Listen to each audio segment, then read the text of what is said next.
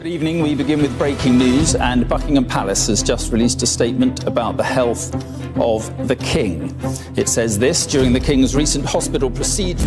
So Camilla is sitting in a courtroom, and in one single sentence, every title she has used since Charles became king gets declared completely invalid. Not suspended, not under review, just gone, as if they never legally existed. The room is wrapped in a heavy, suffocating silence, where everyone understands something irreversible has just taken place. Beside her, the royal legal team remains paralyzed as the Privy Council representative stands to confirm the devastating decree. Camilla reaches for the printed judgment with trembling fingers, reads the opening paragraph twice, and presses her hands hard against the paper. Moments later, an usher addresses her without a single trace of royal status. There is no insult intended in the gesture, but legally, there is simply nothing left to call her.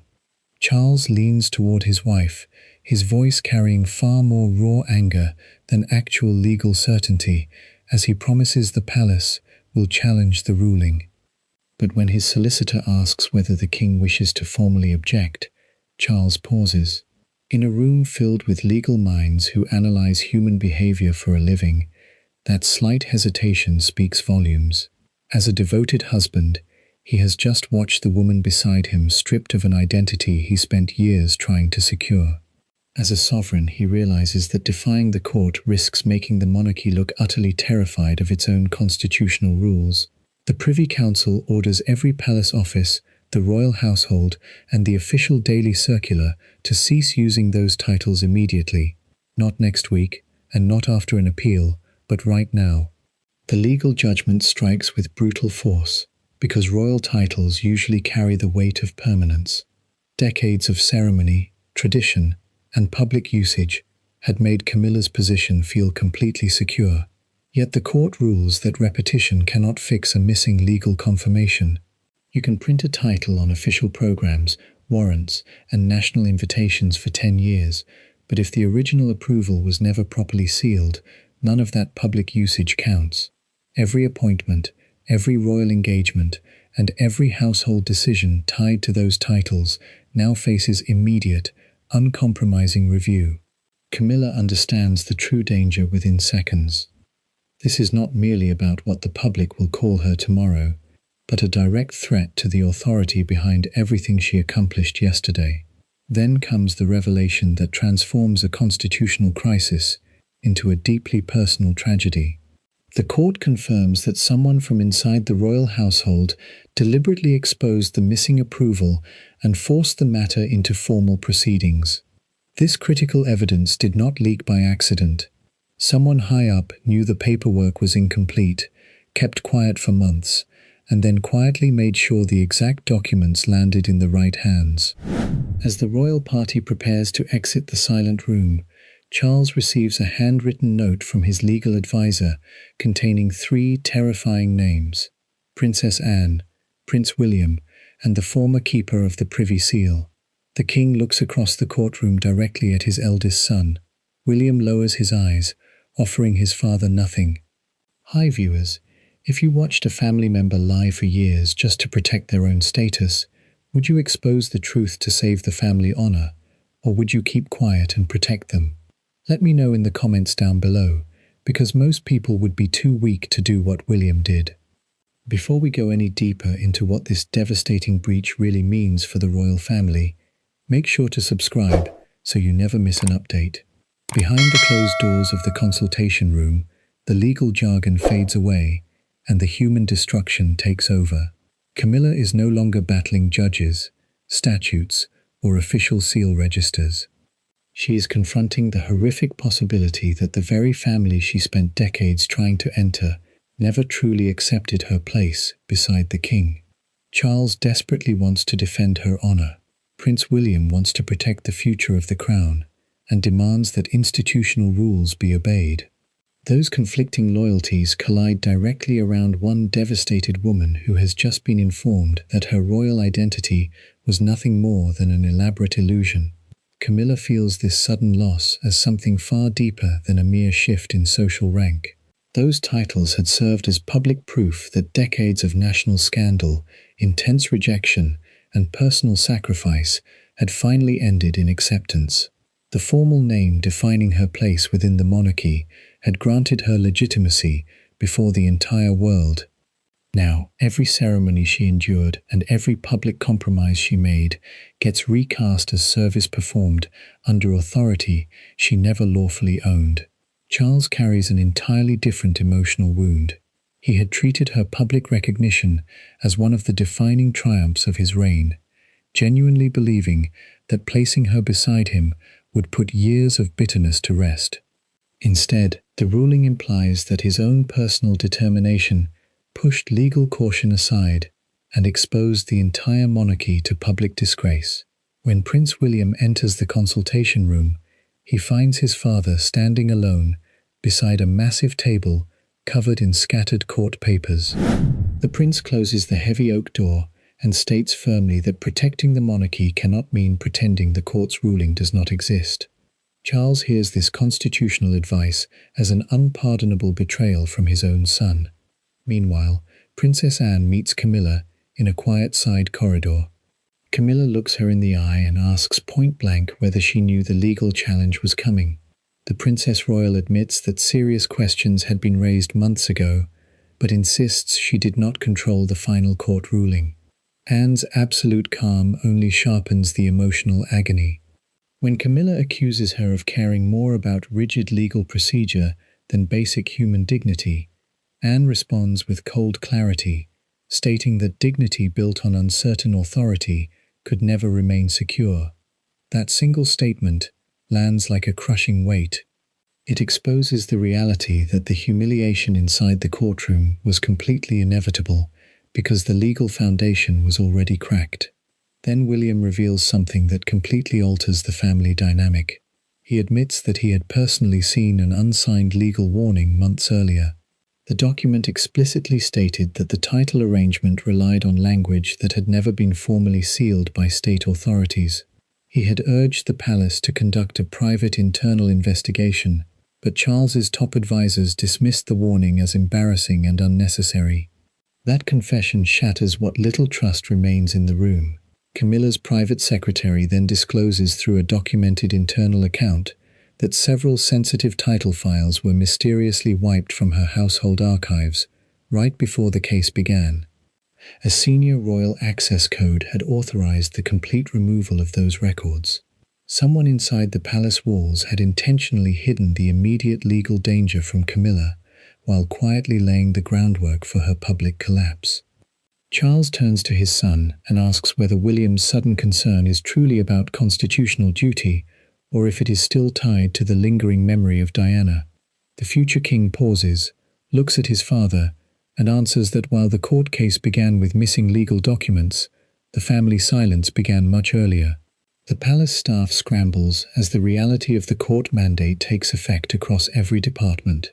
Footmen move quietly through the private apartments, carrying out orders that feel more like a sudden purge than routine administration.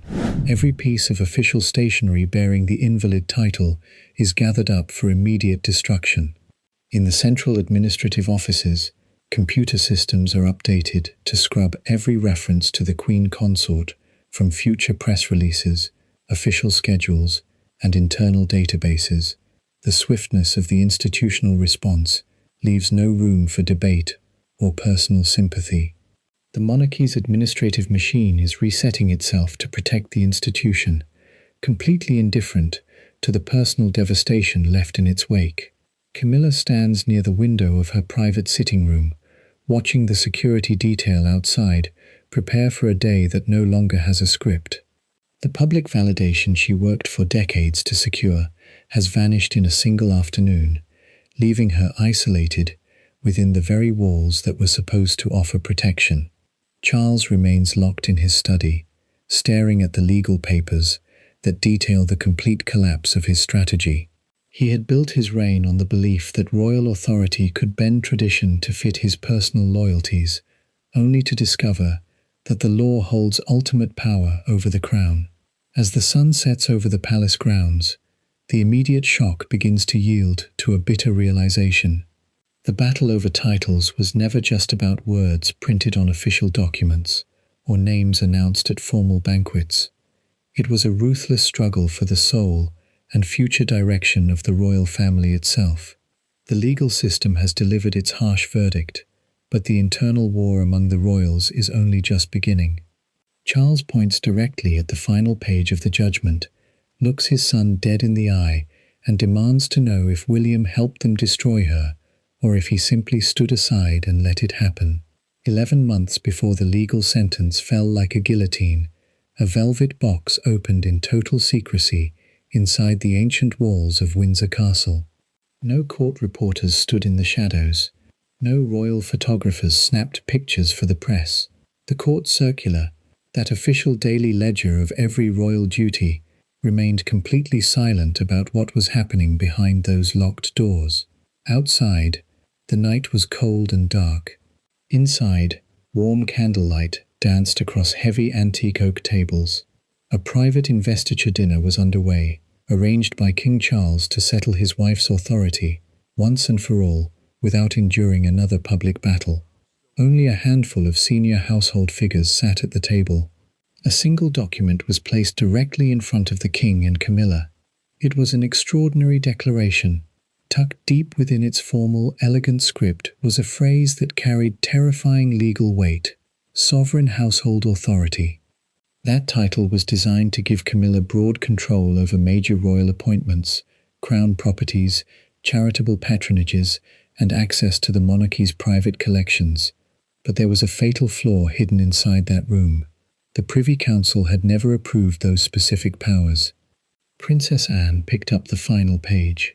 She read the disputed phrase slowly. She paused. She set the parchment back down on the table with absolute precision, her eyes locked onto her brother. She asked a single, quiet question that cut through the pleasant atmosphere. Who approved this wording? Charles answered without hesitation. He insisted the wording simply reflected his wife's true place beside him on the throne. The Princess Royal did not flinch. She looked directly at the monarch and delivered a stark, prophetic warning. Affection cannot create constitutional power. Those words struck Charles like a sharp physical blow.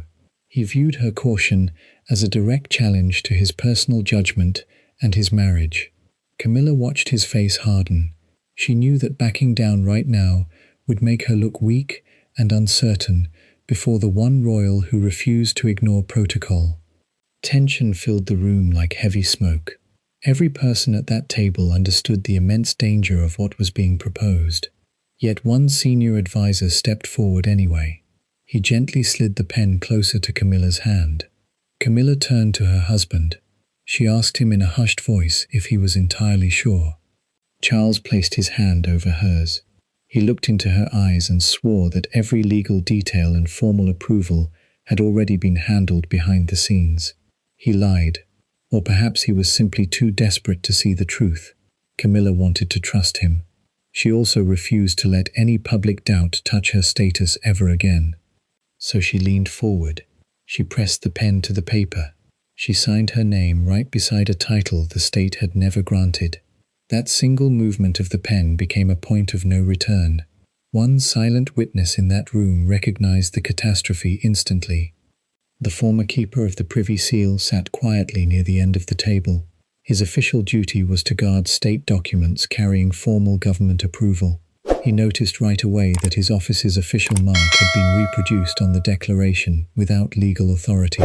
He said nothing that night. He held his breath.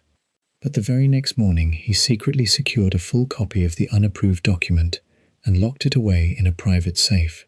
He wrote a detailed, sealed memorandum documenting the entire private dinner, plainly recording that the event attempted to create legal powers the Privy Council had explicitly denied.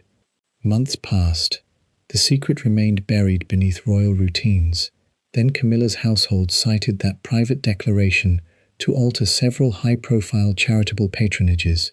Prince William's team spotted the change immediately and raised a formal objection. Princess Anne demanded the document be withdrawn at once. Instead of fixing the mistake, a senior palace advisor ordered staff to treat the declaration as binding law and hide the file from routine constitutional checks. They chose cover-up over honesty. They chose speed over protocol. Then the unexpected happened. The former keeper of the Privy Seal passed away. Following his explicit instructions, his secret memorandum was unsealed and delivered straight to the Privy Council and the courts. Attached to his report was the original approval register from the State Archives. The official register was supposed to contain the signed state confirmation. The council members opened the heavy ledger. They flipped to the exact entry for Camilla's titles. The space beside her name was completely blank. That blank space exposed the entire lie. It proved that for 11 long months, Camilla had operated under authority that did not exist. But the scandal cuts even deeper into the palace bedrock. An urgent internal audit was launched right before the court case went public. Investigators discovered something terrifying. Several original title files had been systematically erased from Camilla's household archives. Someone had used a high-level royal security code to wipe the servers and clear the physical cabinets. Someone inside the palace was actively hiding the truth from Camilla while preparing for her ultimate downfall. Stop for a moment and consider this horrifying reality. Imagine walking into your own home, only to realize the people you trust most have been quietly building a trap right beneath your feet. Charles sat alone in his study when the audit report reached his desk. The room was deathly quiet except for the ticking of a clock.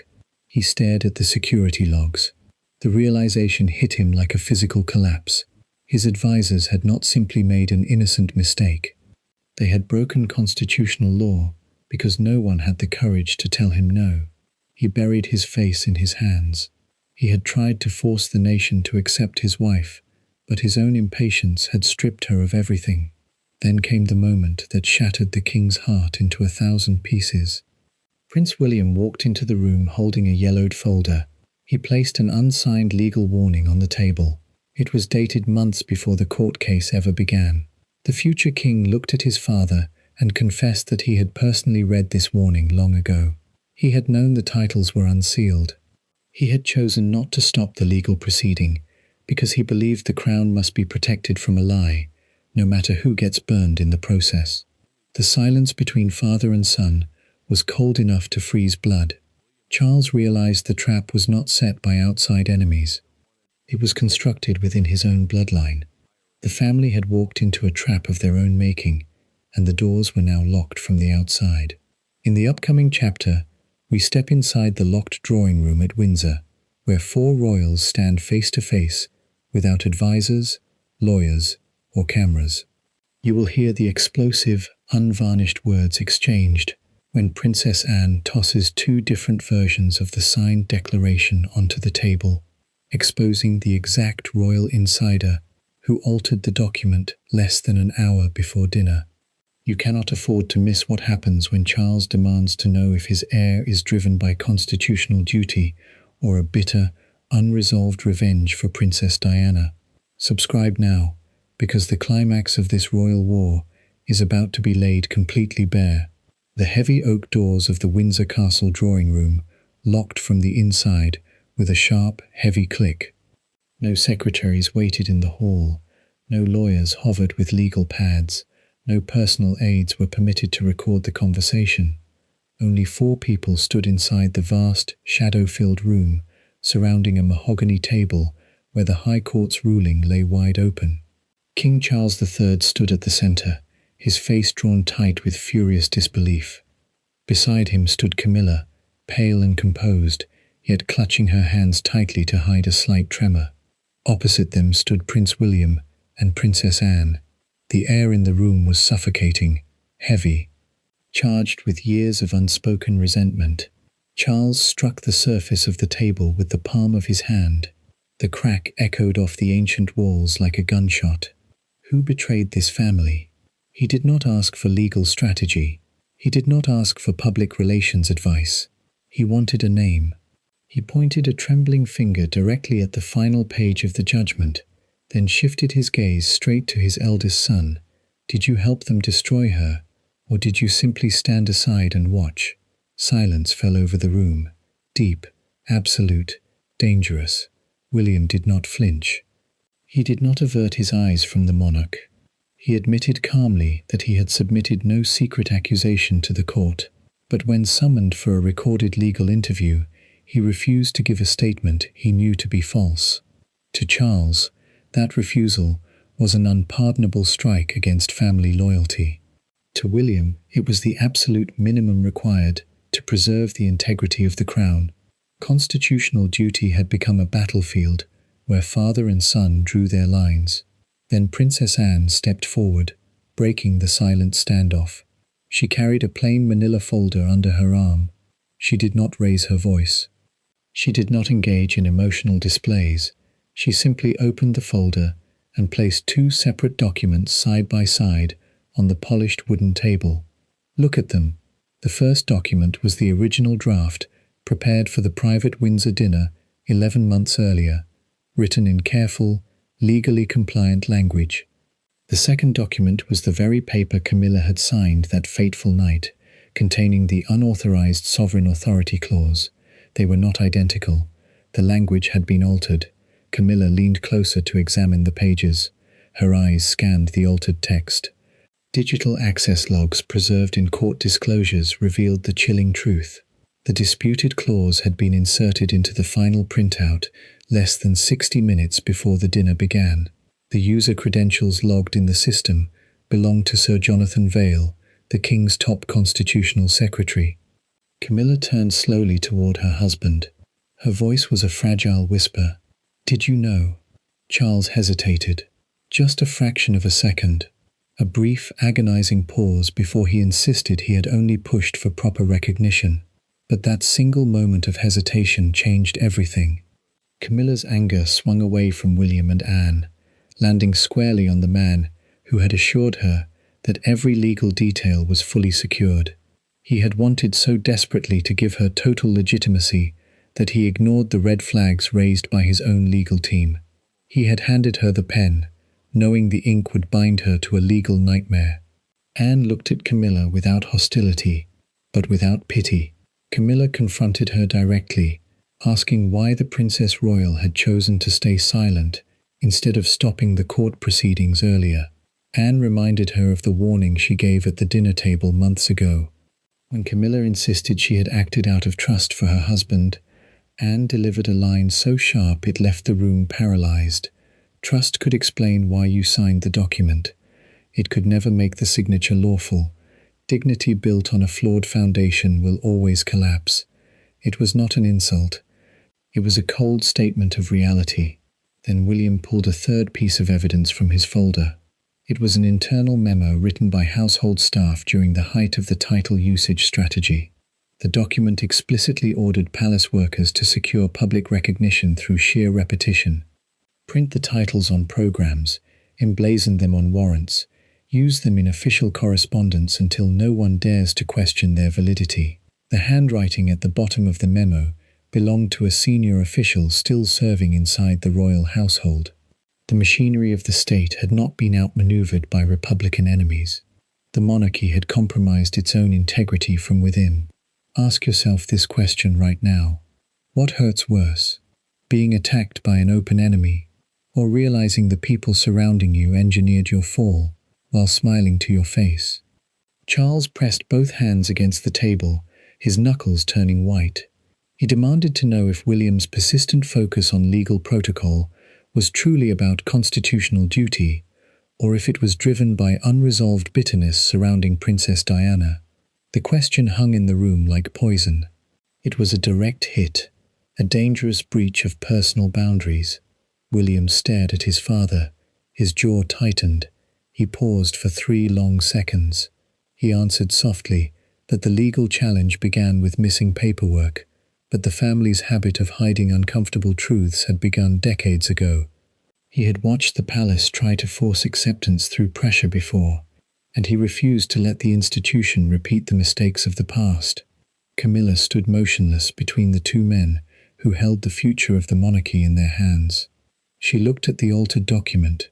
She looked at the blank legal register. She looked at the husband who had promised her safety, and the stepson who insisted on absolute truth. The illusion of her royal status had shattered beyond repair.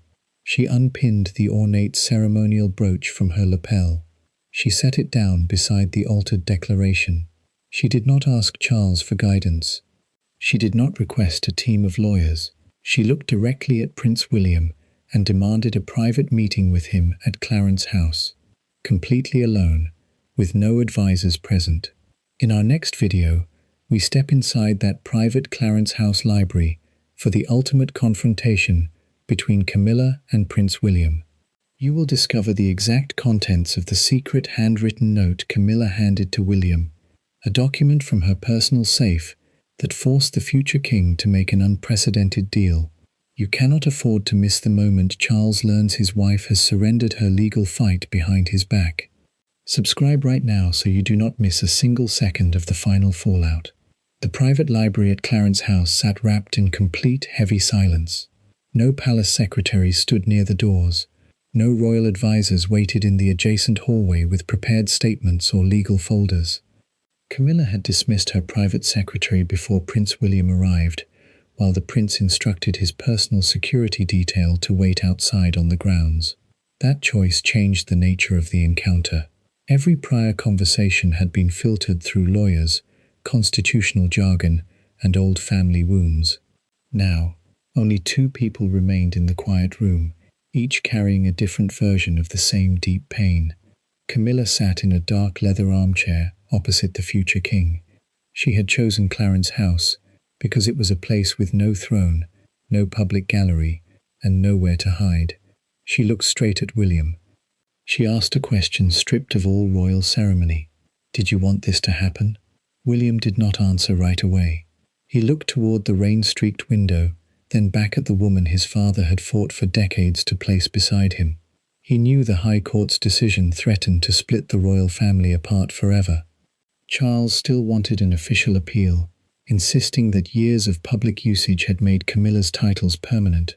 But William believed an appeal would deepen the public embarrassment and signal that the monarchy considered itself above state law. Camilla leaned forward, her hands resting quietly on her lap. She admitted what truly terrified her most. "I can survive losing a title," she told him softly, "but I cannot survive being remembered as a woman who knowingly stole one." Her voice cracked as she explained that Charles had assured her every legal approval was sealed before she ever signed the paper. For the first time in their long, complex history, she did not defend the disputed Windsor Declaration. She did not bring up Princess Diana's memory to explain William's actions. William answered with equal, unvarnished honesty. He insisted he had never sought her public humiliation. He had not asked the Privy Council to strike down her titles. Yet once the altered document surfaced, remaining silent would have made him complicit in a deception against the state. His personal past with her made the decision agonizing, but the future of the crown had to survive their private resentment. Then Camilla reached into her handbag and pulled out a single sheet of folded paper. It was a handwritten assurance from Sir Jonathan Vale, written on official household stationery, months before the Windsor dinner. The note explicitly stated that Privy Council approval had already been granted and registered. It was concrete proof that Camilla had been deliberately lied to by the king's highest constitutional advisor. Look closely at this paper. It proves she was a pawn in a game played by men desperate to protect their own influence. Camilla placed the note on the small table between them. She made a quiet, decisive declaration. She would release the note to the investigators, accept the court's judgment, and order Charles's lawyers to cancel all appeal plans immediately. She would step back from any claim to sovereign household authority. In exchange, she asked William for a single commitment. The palace must stop leaking stories that framed her as a power-hungry woman who manipulated the king. William looked at the paper, then at his stepmother. He agreed. He offered to support a lawful, permanent designation that recognized her strictly as the king's wife and companion. The crisis had taken a dramatic turn, not through a bitter legal victory, but through a surrender of pride. Meanwhile, inside Buckingham Palace, the Lord Chamberlain received formal written notice that state reception procession orders were being rewritten overnight. Camilla's elevated place beside Charles was removed. Her office received orders to clear every piece of official letterhead from the building. 2 senior palace officials handed in their immediate resignations after realizing that every decision signed under the invalid title over the past 11 months would now be subjected to audit. When Charles learned of the Clarence House meeting, he summoned Sir Jonathan Vale to his private study. The monarch sat behind his desk with his hands folded. He read the advisor's documented confession, which admitted that Vale had authorized the title usage because he found the thought of another public fight over Camilla unbearable. Vale had tried to build a crown on a lie. Charles closed the heavy red dispatch box containing the investigation files. The secretary reached out his hand in a desperate plea for forgiveness, but the king looked away and refused the gesture. Loyalty without truth had ruined everything it claimed to protect. In our final chapter, the public storm erupts across the nation as palace workers climb ladders in broad daylight to physically strip the word Queen from official notice boards outside Buckingham Palace. You will witness the exact moment Charles and Camilla step into the Privy Council chamber to sign the final settlement, and hear the explosive words Princess Anne speaks to Camilla in the side corridor that settles their feud forever. Subscribe right now so you do not miss the breathtaking conclusion of this royal saga. By dawn, the private agreement forged inside Clarence House became an unstoppable national storm. Newspaper printing presses ran at full speed through the cold night. Major television networks broke away from their scheduled broadcasts to report a single, unbelievable sentence: Camilla would not file an appeal. Outside the grand gates of Buckingham Palace, massive crowds gathered in complete silence beneath giant electronic screens. But the single image that defined the day was not a bold news headline. It was a palace maintenance worker standing on a wooden ladder in broad daylight, carefully scraping the word Queen off an official brass notice board, while hundreds of onlookers filmed the scene on their mobile phones. A royal era was ending right before their eyes. Buckingham Palace issued a brief statement confirming that Camilla fully accepted the High Court's determination. She surrendered every title and authority linked to the invalid Windsor Declaration. The official release clarified that she had relied entirely on written assurances from senior advisors, acting in good faith without knowing the legal seal was missing. That distinction mattered deeply. The public was no longer judging her ambition, but asking how a shadow network of palace officials could bypass the laws of the realm. In response, King Charles ordered sweeping institutional reforms. He mandated an independent audit of every household warrant, royal patronage, and private declaration signed during his reign. Prince William and Princess Anne were appointed to oversee the panel alongside top constitutional experts. The message was unmistakably clear. The future of the British monarchy would rely on verified law rather than private promises. Outside the wrought iron gates, an elderly woman holding a small British flag looked into a broadcast camera. She delivered a quiet verdict that echoed across national evening news. "No one should be publicly humiliated," she said, "but no one can ever be above the rules." Think about those words for a second. That simple sentence captured the exact sentiment of a nation torn between pity and the demand for justice. Then came the final blow to the palace bureaucracy. The Privy Council released Sir Jonathan Vale's handwritten note to the public. The document proved beyond any doubt that Camilla had been falsely informed that every state approval was secured prior to the Windsor dinner. Public outrage shifted instantly away from her and targeted the inner court machinery that treated personal royal wishes as superior to constitutional law. Sir Jonathan Vale resigned his post that afternoon. Charles accepted his resignation in a tense 2-minute meeting, closed his dispatch box, and refused to shake the secretary's hand as he walked out. Later that evening, Charles and Camilla entered the Privy Council chamber to sign the formal settlement. There were no legal appeals in the king's briefcase. Camilla walked beside him without a crown, without disputed titles, and without sovereign authority. Yet she did not walk like a defeated woman. She had traded an illegitimate title for absolute truth. Before the assembled council members, Charles picked up the pen. He looked at his wife, held her gaze, and signed the decree that formally voided the Windsor Declaration forever. The Privy Council confirmed that the disputed titles were permanently invalid and could never be revived through public usage. Camilla was officially designated strictly as the king's wife and companion, stripped of independent household power. Every charitable appointment and administrative order signed under her invalid status was slated for immediate legal review. The voided Windsor document was locked deep inside the royal archives as a permanent warning to future generations. After the council members cleared the room, Charles and Camilla remained alone inside the vast chamber. The king turned to her and made a painful admission. He confessed that fear had driven his choices, fear that the country would never truly accept her beside him unless he forced the issue. In his desperation to protect her, he had compromised the integrity of his own crown. Camilla reached out, took his hand, and replied that true protection becomes a dangerous weapon the moment truth is treated as an enemy. She walked over to the writing desk, picked up her old title card, and placed it directly into the archival folder herself. Prince William stepped into the chamber moments later. The air was quiet, calm, respectful. Charles did not apologize for loving his wife, and William did not apologize for upholding the law. Father and heir agreed that the crown must never force a choice between personal loyalty and institutional honesty. As they prepared to leave, Princess Anne met Camilla in the outer corridor.